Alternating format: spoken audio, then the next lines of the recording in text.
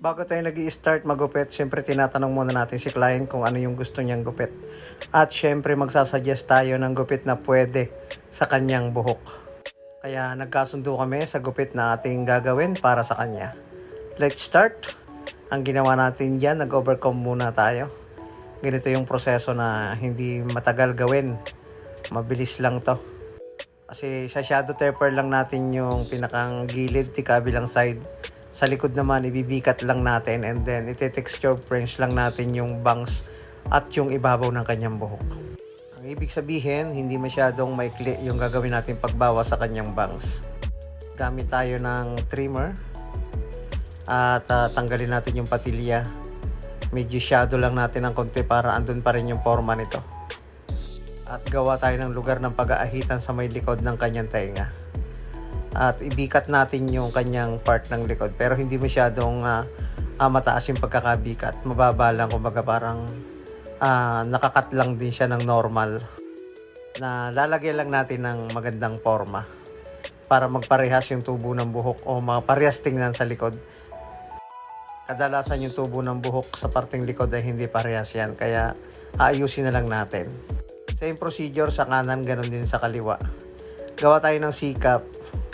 Gawa tayo ng lines ng pag-aahitan sa may likod ng tenga. At tatanggalin na rin natin yung patilya niya.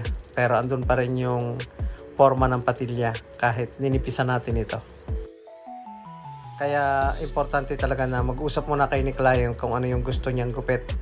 At mag-suggest din tayo, baka sakaling pwede yung suggestion natin malapit doon sa kanyang gusto, para masatisfy siya doon sa gupit na gagawin natin. Gumamit tayo dyan ng 0.5 na guard and then sinisiro, close zero open na natin. Pagkatapos natin tanggalin yung clipper guide para diretso na. Ando na yung proper blending. Maging balanse na yung pagnipis papunta sa kaunting pagkapal. Kahit maliit lang yung area ng may patilya, dapat okay pa rin yung pagkaka-blend natin dyan o yung pagkaka-fading natin para kahit tingnan sa malayo ay maganda pa rin. Balanse at hindi yung tipo ba na masyadong mataas o kaya may parting sobrang itim na hindi nagko-connect sa kanyang patilya. Sa bawat gupit na ating ginagawa ay samahan natin ng imahinasyon kung paano pa natin mas mapapaganda yung gupit na ating gagawin sa ating kliyente o sa ating customer.